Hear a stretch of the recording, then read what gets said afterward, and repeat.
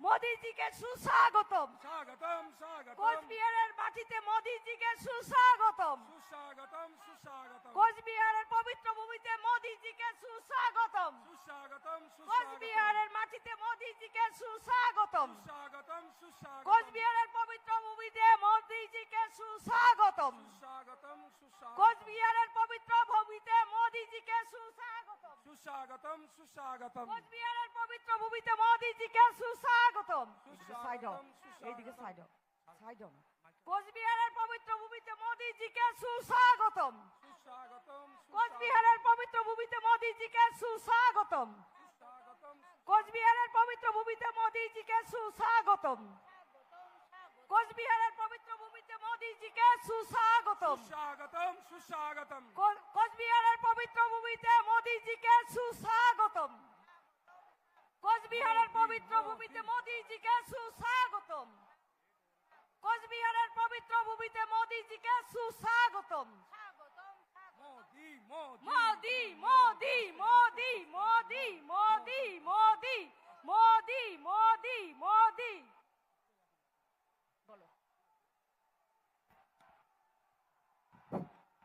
বন্দে মাতরম। আমরা এতক্ষণ সারা বিশ্বের লোকপ্রিয় নেতা মাননীয় মোদিজির জন্য অপেক্ষা করছিলাম। উনি ইতিমধ্যে আপনাদের সামনে এসে পৌঁছেছে। এবার সম্মানীয় যশস্বী প্রধানমন্ত্রী শ্রী নরেন্দ্র মোদিজিকে উত্তরীয় দিয়ে বরণ করে নেবেন পশ্চিম বাংলার সম্মানীয় রাজ্য সভাপতি শ্রী শ্রমিক ভট্টাচার্য মহাশয়।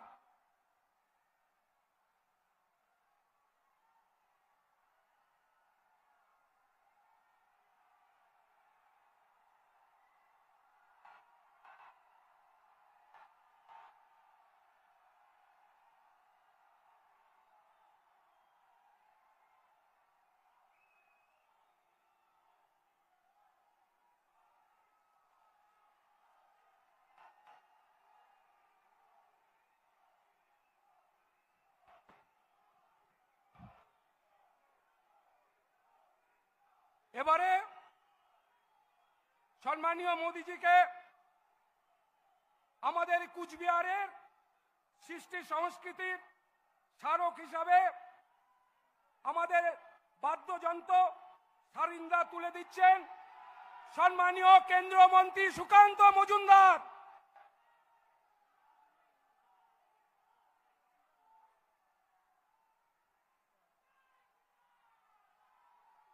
এবারে যশস্বী প্রধানমন্ত্রী মাননীয় মোদিজিকে কুচবিহারের পানের ঠাকুর শ্রী শ্রী মদন মোহন মন্দিরের প্রতিকৃতি তুলে দিবেন কুচবিহার জেলার বিজেপির সম্মানীয় সভাপতি শ্রী অভিজিৎ বর্মন মহাশয়।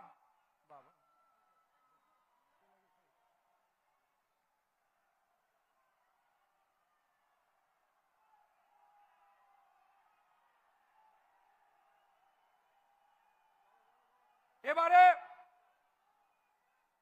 মাননীয় প্রধানমন্ত্রী শ্রী নরেন্দ্র মোদীজির হাতে আলিপুরদুয়ারের সভাপতি সম্মানীয় মিঠু দাস এক টুকরো আমাদের ডুয়ার্সের প্রতিকৃতি তুলে দিচ্ছেন।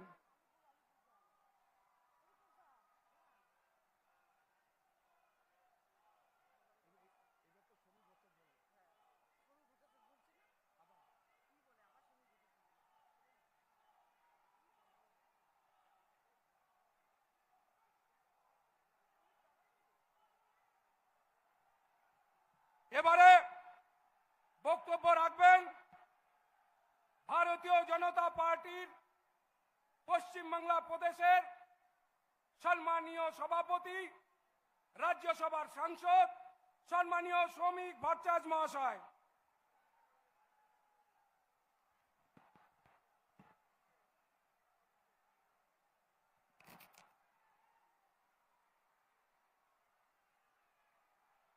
যিনি অসম্ভবের মধ্যে সম্ভাবনার স্বপ্ন দেখাতে পারেন যিনি স্বপ্ন দেখাতে পারেন এবং স্বপ্নকে বাস্তবায়িত করতে পারেন। কচ্ছ থেকে কন্যাকুমারী, সোমনাথ থেকে গৌহাটি, মানুষ যাকে বিশ্বাস করেন, মানুষ মনে করেন যে নরেন্দ্র মোদীর গ্যারান্টি মানে গ্যারান্টি পুরো করার গ্যারান্টি। এই অভূতপূর্ব পশ্চিমবঙ্গের যুগ সন্ধিক্ষণে তিনি এই কুচবিহারের মাটিতে আমাদের মধ্যে উপস্থিত হয়েছেন। আর আজ 5ই এপ্রিল একটি ঐতিহাসিক দিন। 1947 সালের 5ই এপ্রিল হুগলি জেলার তারকেশ্বরে এই পশ্চিমবঙ্গের জন্য রেজলিউশন পাশ করেছিলেন ডক্টর শ্যামাপ্রসাদ মুখার্জি, এনসি চ্যাটার্জি, যে একটি সেপারেট হিন্দু হোমল্যান্ড চাই। পাকিস্তান ও no Pakistan, Bengal should be divided. Bengali হিন্দুর জন্য একটা জমি রাখবার আমাদের প্রয়োজন আছে। সেদিনের সেই শ্যামাপ্রসাদ মুখার্জির স্বপ্ন বাস্তবায়িত হয়েছিল 1947 সালের 20 জুন প্রাদেশিক আইনসভায়। আজকে সেই ঐতিহাসিক দিনে যখন পশ্চিমবঙ্গের প্রত্যেকটি যুবক বলছে ভাতা নয় ভাত চাই, যখন মহিলারা বলছেন 1,500 টাকার লক্ষ্মীর ভান্ডার নয় 3,000-এর অন্নপূর্ণা ভান্ডার চাই, আমার ছেলের মেধার সুরক্ষা চাই, আমার কর্মসংস্থানের সুযোগ চাই, পশ্চিমবঙ্গের শিল্পায়ন চাই, ভারী শিল্প চাই, ডুয়ার্সের জঙ্গলকে সুরক্ষিত রাখতে চাই, ডুয়ার্সের কাঠ বাঁচাতে চাই, জঙ্গলের ক্যাকটাস বাঁচাতে চাই, অর্কিড বাঁচাতে চাই, উত্তরবঙ্গের নদী বাঁচাতে চাই, ইললিগাল স্যান্ড মাইনিং বন্ধ করতে চাই, বোল্ডার লিফটিং বন্ধ করতে চাই, পশ্চিমবঙ্গের নিবেশ চাই, অ্যাগ্রোবেজ ইন্ডাস্ট্রি চাই, উত্তরবঙ্গের আর্থ সামাজিক উত্তরণ চাই।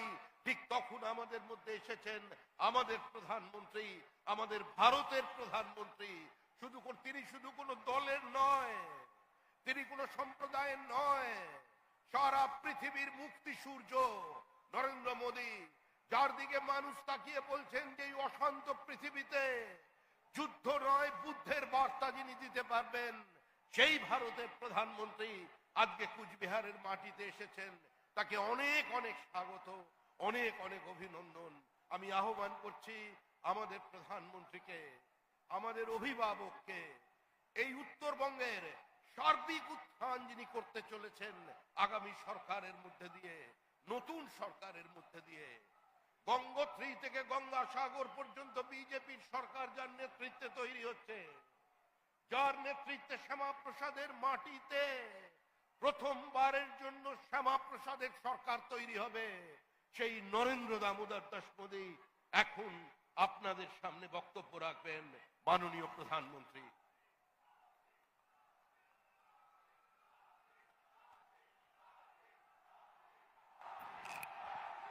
আমাদের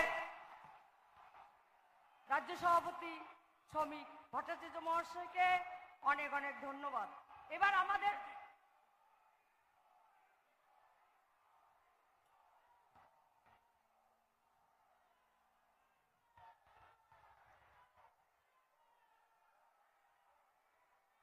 भारत माता की, भारत माता की वंदे। मैं अपना भाषण शुरू करूं उसके पहले काफी लोग कुछ पेंटिंग बना करके ले आए हैं।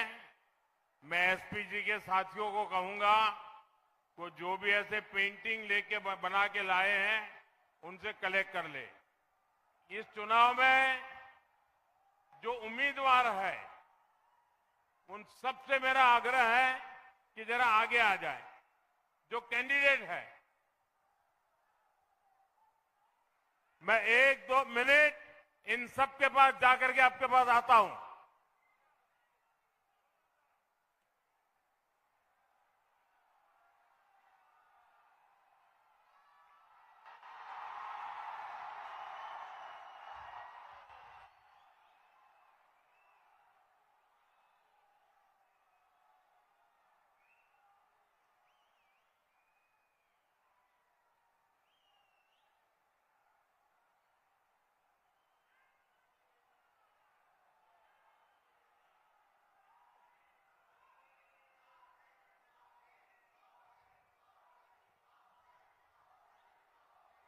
कूच बिहार के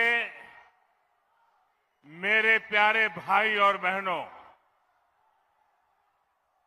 सोबाई के आमी नमस्कार जानाई।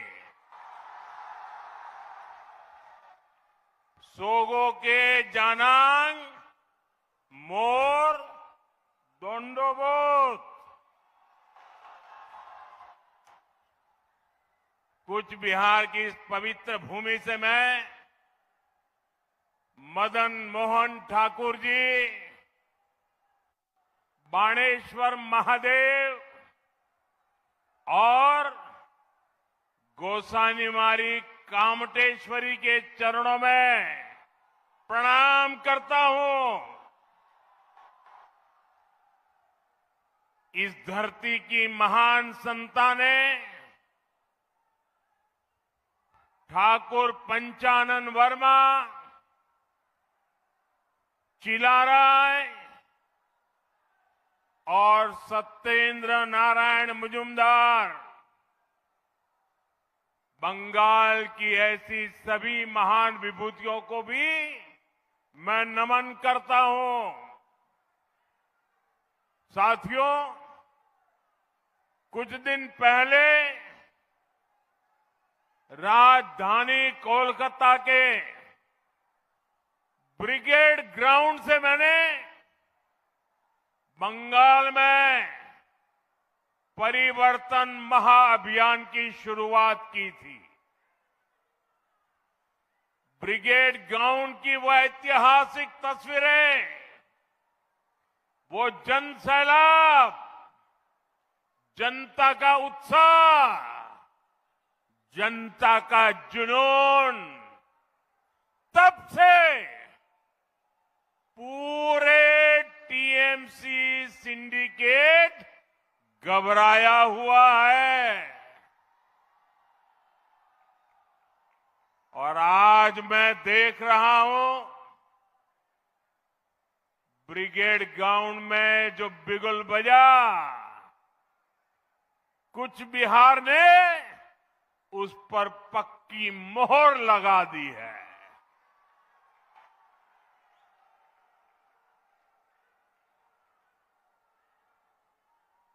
इस माहौल और हुजूम ने ये पक्का कर दिया है, टीएमसी के पापों का घड़ा अब भर चुका है।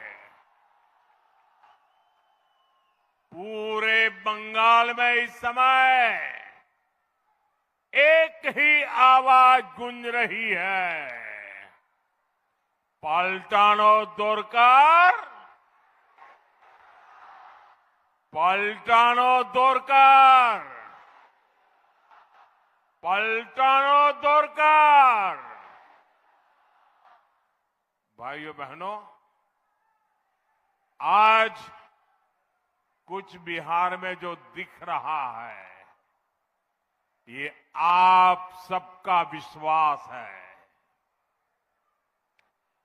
मैं आज हेलीकॉप्टर से उतरा, जो भी वहां साथी रिसीव करने आए थे, मैं नमस्ते करता था और वो एक ही बात बोलते थे, अरे मोदी जी जीत जाएंगे, अरे मोदी जी जीत जाएंगे। हर एक, और हेलीपैड से यहां आने तक ऐसा माहौल मैंने देखा, अच्छे अच्छे रोड शो भी फिक्के पड़ जाए, ऐसा उमंग और उत्साह देखा। और ये भी, मैं इस मैदान में पहले भी आया हूं, लेकिन ये तो सारे रिकॉर्ड तोड़ रहा है। ये विश्वास है उज्जवल भविष्य के लिए, ये विश्वास है नए बंगाल के लिए, बीजेपी की नई सरकार के लिए। मैं इस आशीर्वाद के लिए आप सबको पूरे बंगाल के मेरे भाइयों बहनों को सर झुका करके प्रणाम करता हूं। मोई तुम्हार गुलर मानसी आसोंग, तुम्हार आशीर्वाद আর ভালোবাসা मोर ताकत।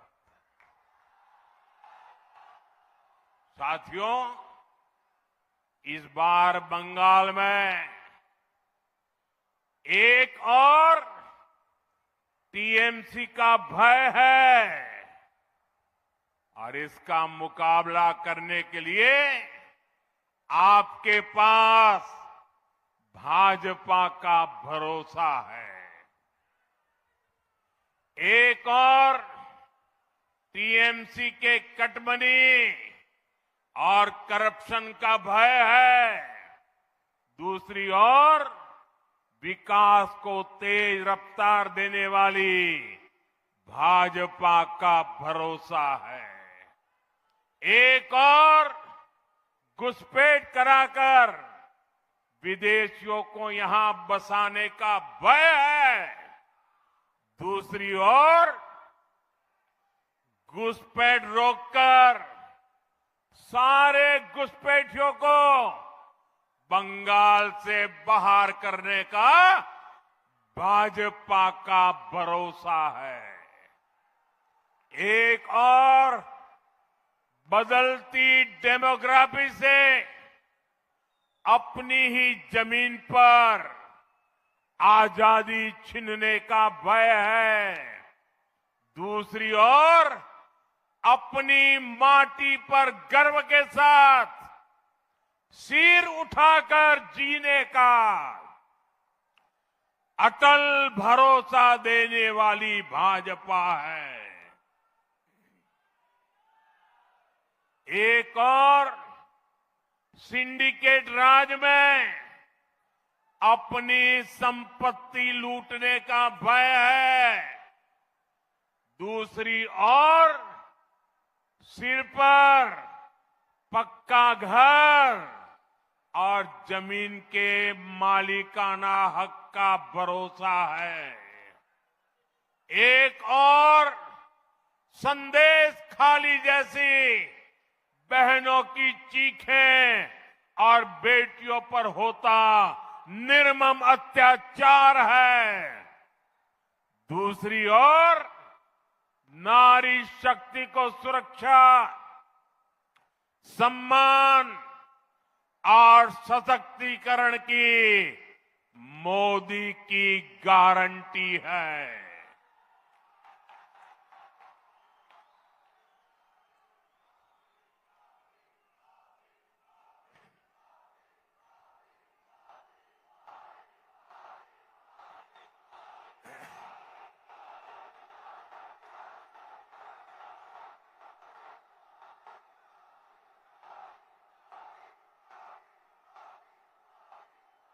एक और बढ़ती बेरोजगारी और पलायन का भय है, दूसरी ओर सुशासन, रोजगार और एक आत्मनिर्भर बंगाल का भरोसा है।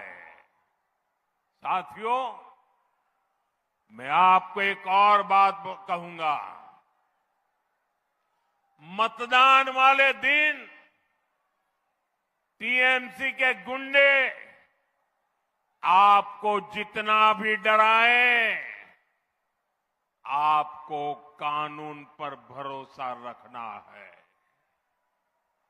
इस चुनाव में बंगाल से भय भागेगा, भाजपा की महाविजय से भरोसा जागेगा। बांग्ला থেকে ভয় পালাবে, মহাবিজয় থেকে সূর্য জাগবে। और मैं आपको भरोसा देता हूं, इस बार चुनाव के बाद इनके पापों का पूरा हिसाब किया जाएगा।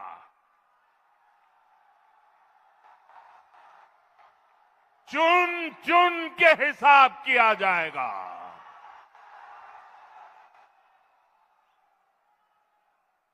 4 मई के बाद कानून अपना काम करेगा। चाहे कोई बड़े से बड़ा गुंडा क्यों न हो, इस बार न्याय होकर रहेगा।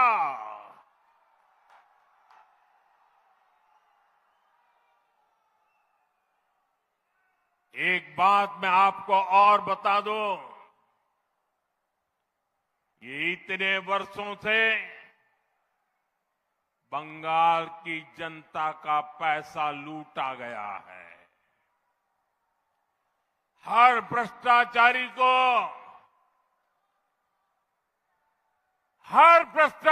को ये जो लूटा हुआ पैसा है ना, वो जनता को लौटाना ही पड़ेगा।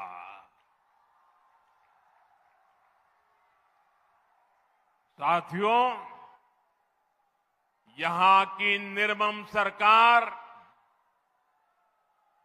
बंगाल की इस पावन माटी पर हर रोज लोकतंत्र को लहूलुहान कर रही है। ये निर्मम सरकार अपने आगे किसी संवैधानिक संस्था को कुछ भी नहीं समझती। आपने 2-3 दिन पहले ही देखा है, पूरे देश ने देखा है, देश के न्यायप्रिय नागरिक चौंक गए हैं।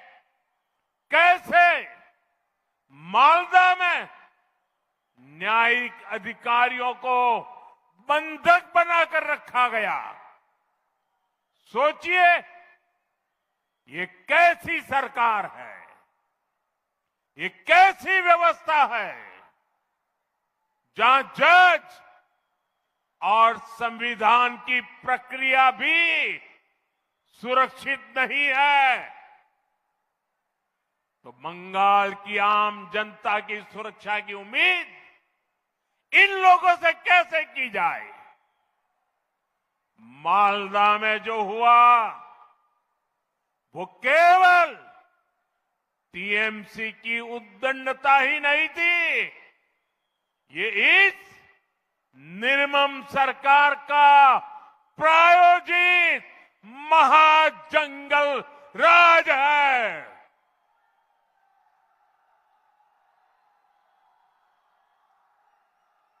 महाजंगल राज है। ये टीएमसी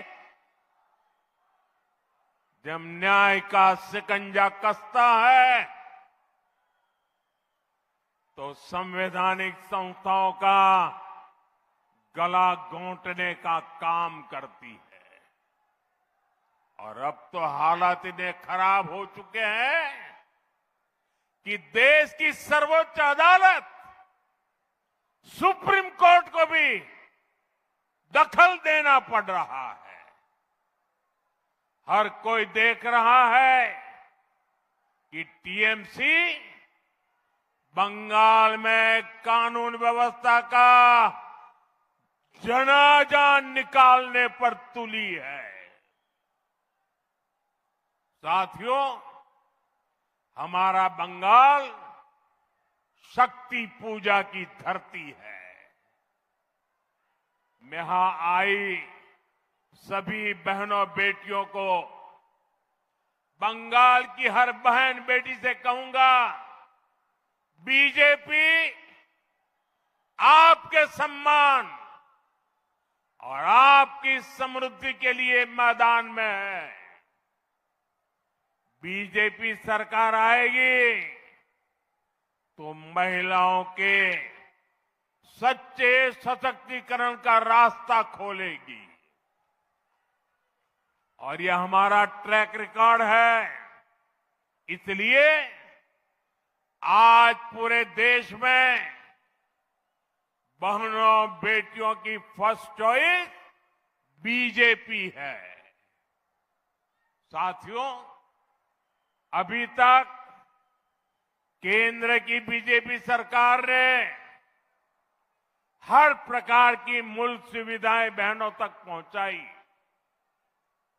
देश की 3 करोड़ बहनों को लखपति दीदी बनाया। लेकिन ये बहुत आवश्यक है कि देश के लिए होने वाले फैसलों में भी महिलाओं की भूमिका और अधिक बढ़े। इसलिए हमारी सरकार ने लोकसभा और विधानसभा में महिलाओं के लिए 33% रिजर्वेशन देने का कानून बनाया था। पश्चिम बंगाल सहित देश भर की बहनों को 2029 के 2029 के लोकसभा चुनाव से ही इसका फायदा मिले, अब ये सुनिश्चित करने का प्रयास है। इसलिए सरकार ने 16, 17, 18 अप्रैल को संसद का विशेष सत्र रखा है। माताओं बहनों का यह हक 40 साल से लटका हुआ है। अब और ज्यादा देरी ठीक नहीं है। और हाँ साथियों, मैं कूच बिहार से देश के सभी राज्यों को फिर भरोसा दिलाता हूं कि जिन भी राज्यों ने जनसंख्या नियंत्रण में अच्छा काम किया है, उनको सीटों के विषय में कोई नुकसान नहीं होगा। सभी का फायदा ही होगा। सभी राज्यों की भागीदारी और सबके अधिकार सुरक्षित रहेंगे। हम संसद में इस पर पक्का ठप्पा लगाना चाहते हैं कि महिलाओं के लिए अतिरिक्त सीटें बढ़े, ताकि राज्यों को इसका बड़ा फायदा मिले। साथियों, ये पूरे देश का काम है, ये किसी एक दल का काम नहीं है। इसलिए बीते दिनों हमने सभी पार्टियों से इसको लेकर चर्चा की है। मैं फिर से सभी दलों से कहूंगा कि आइए महिलाओं के हक के इस काम को सर्वसम्मति से मिलकर करते हैं। सभी दल अपनी सकारात्मक भूमिका निभाएं। मैं बंगाल की अपनी माताओं बहनों से कहना चाहता हूं, आप भी सभी राजनीतिक दलों पर दबाव डालें। उनसे कहें कि वो संसद में खुले मन से महिलाओं के अधिकार के इस कानून का समर्थन करें। साथियों, हमारा बंगाल एक समय भारत के सबसे विकसित राज्यों में से एक होता था। विकास, व्यापार, उद्योग, कला, संस्कृति, हर क्षेत्र में बंगाल आगे रहा था। लेकिन फिर बंगाल पर ग्रहण लग गया। पहले कांग्रेस का ग्रहण, फिर लेफ्ट का ग्रहण और अब टीएमसी का ग्रहण। और इसका नतीजा ये हुआ, बंगाल के विकास की चमक फीकी पड़ती चली गई। पहले देश में एक सामान्य व्यक्ति औसतन जितना कमाता था, बंगाल में लोग हमेशा उससे ज्यादा कमाते थे। लेकिन अब बंगाल में सामान्य मानुष की कमाई देश की औसत से भी बहुत कम हो गई है। यानी आज देश आगे बढ़ रहा है, बाकी राज्य विकास कर रहे हैं, टीएमसी ने बंगाल को पीछे धकेल दिया है। देश के अधिकांश प्रदेशों में नए नए उद्योग खुल रहे हैं, लेकिन बंगाल से फैक्ट्रियां बाहर जा रही है। पहले बंगाल में लोग रोजगार के लिए आते थे, निर्मम सरकार ने उसी बंगाल को पलायन का केंद्र बना दिया है। साथियों, यहां सरकारी नौकरियों पर भी टीएमसी के सिंडिकेट का कब्जा है। बंगाल के हर युवा को पता है, इस सरकार में इतना बड़ा एसएससी शिक्षक भर्ती घोटाला हुआ, कौन लोग उसमें शामिल थे?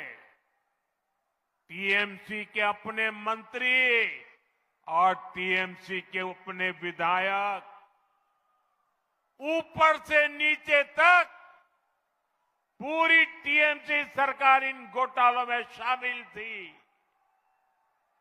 कट, कमीशन और करप्शन के खुले खेल में युवाओं के भविष्य के साथ खिलवाड़ हुआ है।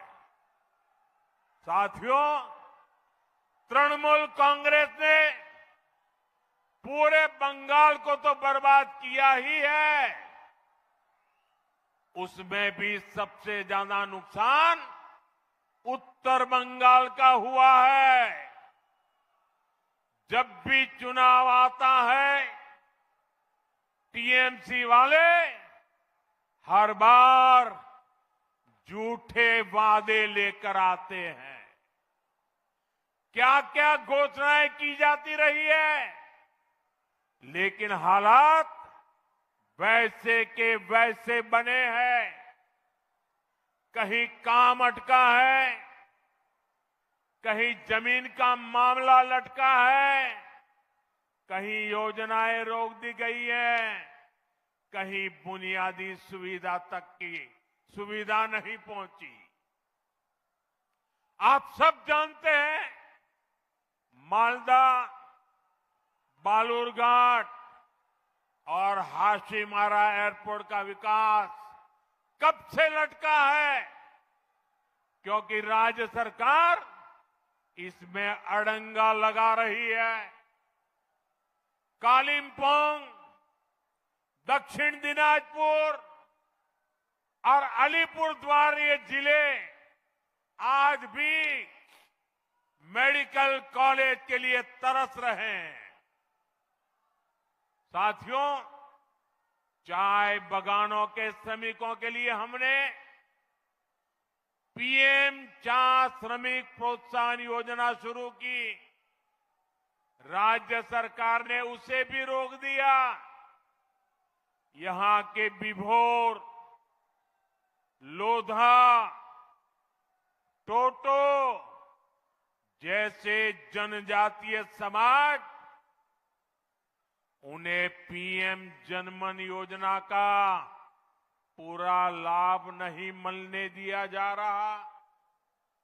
साथियों, टीएमसी के अन्याय, इनकी लिस्ट बहुत लंबी है। इनके धोखे का एक और उदाहरण उत्तर कन्या भी है। जब उत्तर कन्या को बनाया गया था तो कहा गया था ये पूरे क्षेत्र के विकास का केंद्र बनेगा, लेकिन हालात ये है कि जो पैसा इसके लिए रखा गया था इतने साल में उसे भी खर्च नहीं किया गया।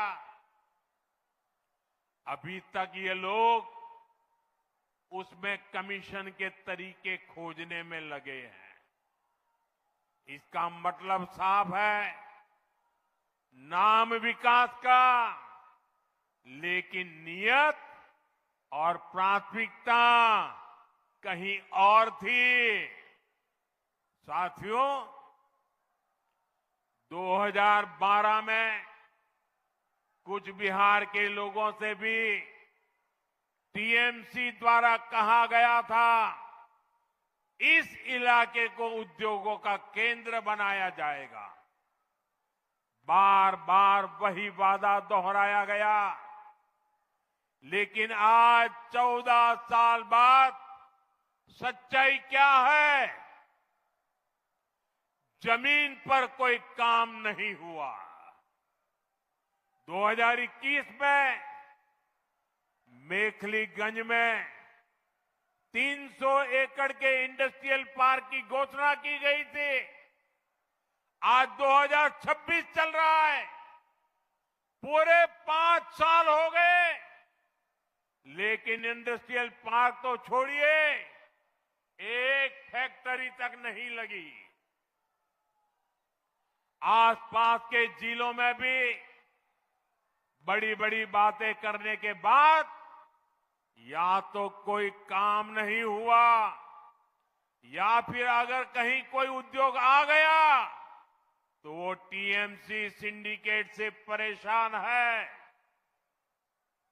साथियों, आज कुछ बिहार के किसानों के साथ भी बहुत बड़ा अन्याय हो रहा है। हमारे किसान भाई बहन कठोर परिश्रम करते हैं, पसीना बहाते हैं, लेकिन किसानों को फसल की सही कीमत नहीं मिलती।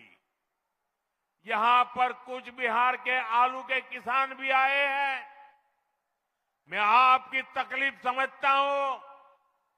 आप मेहनत करके यहां आलू का रिकॉर्ड उत्पादन करते हैं, लेकिन जब फसल बेचने का समय आता है तो उसे औने पौने दामों पर बेचना पड़ता है, क्योंकि टीएमसी सरकार ने आपकी कोई चिंता नहीं की।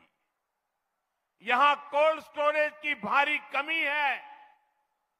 आलू चिप्स बनाने जैसा कोई उद्योग नहीं जो बड़ी मात्रा में आलू खरीद ले, इसलिए फसल सड़ने लगती है, किसानों को नुकसान होता है। भाइयों बहनों, किसानों के लिए बेहतर जीवन और बेहतर अवसरों का काम केवल बीजेपी ही कर सकती है।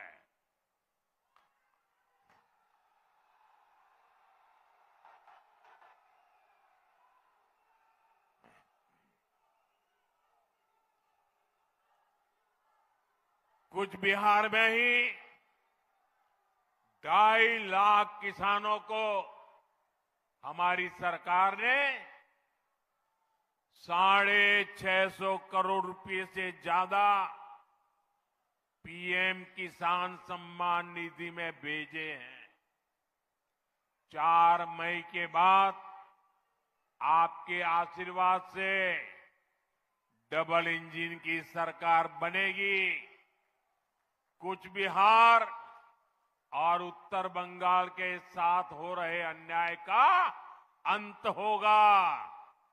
ये मोदी की गारंटी है।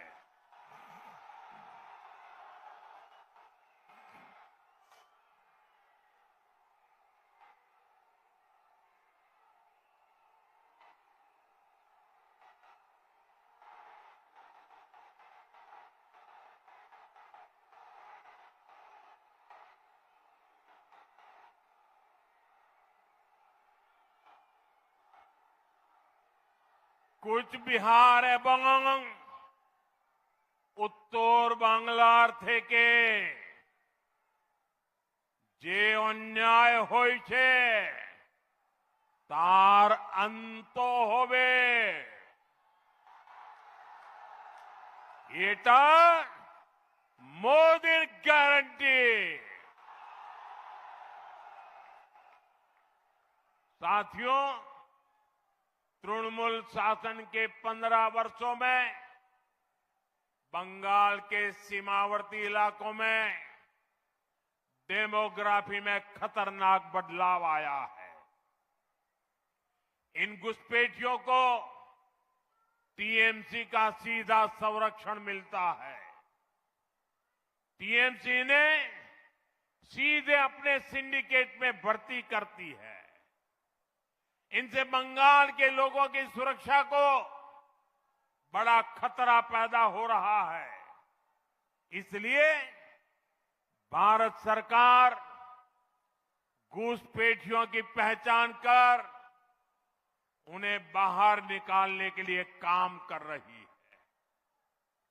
भारत ही नहीं, दुनिया के बड़े बड़े देश इस समय गैर कानूनी घुसपैठियों को अपने यहां से निकाल रहे हैं। बड़े बड़े देश निकाल रहे हैं।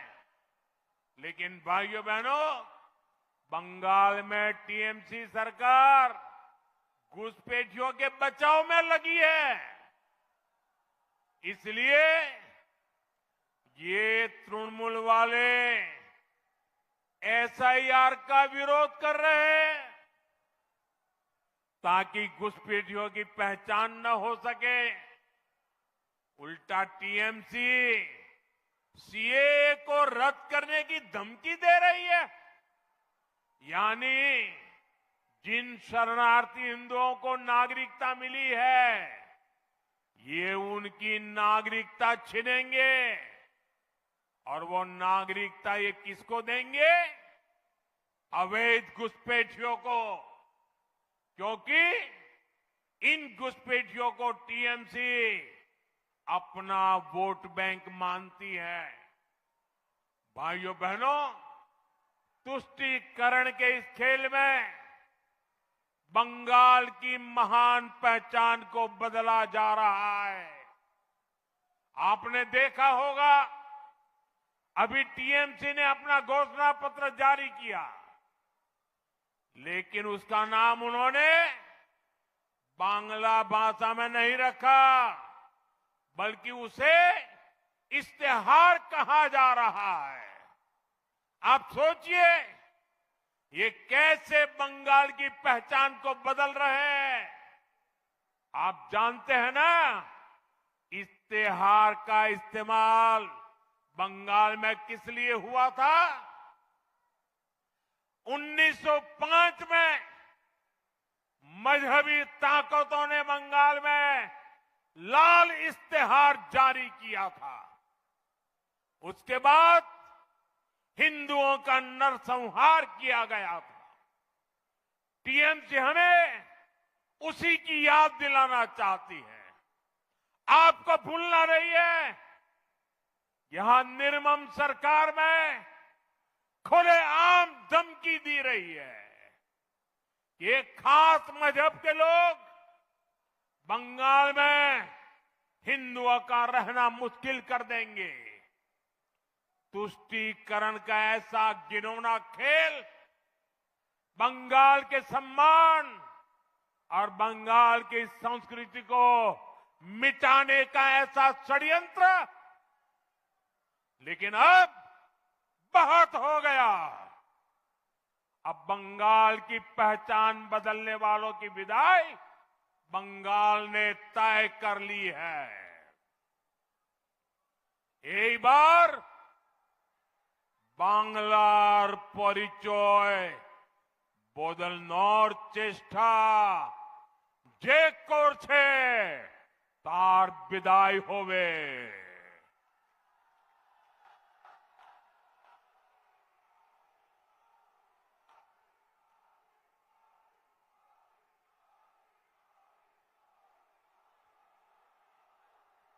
भाई और बहनों, इस बार का चुनाव आपके बच्चों का भविष्य तय करने वाला है।